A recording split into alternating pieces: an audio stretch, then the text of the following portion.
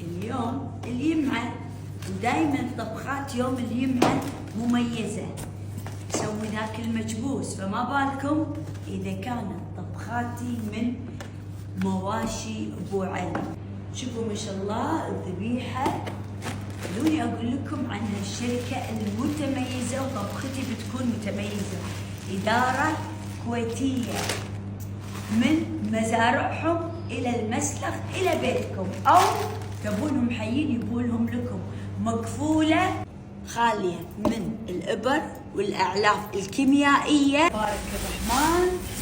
طبختنا اليوم برعاية مواشي أبو علي. شوفوا نظافة اللحم، حطينا البهارات العدلة.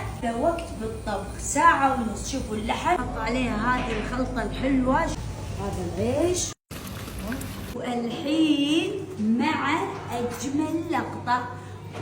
شوفوا حبة العيش، شوفوا العيش ما شاء الله بروحه يتفتش، تبارك الرحمن، متفتش وجاهز. شوفوا القنشة الملكية هذه الحلوة، ذبيحتنا اليوم. شوفوا برعاية أبو علي للمواشي. شوفوا اللحم شلون أبيض، شغل مرتب ومكفول وشقول وشحشي، روعة.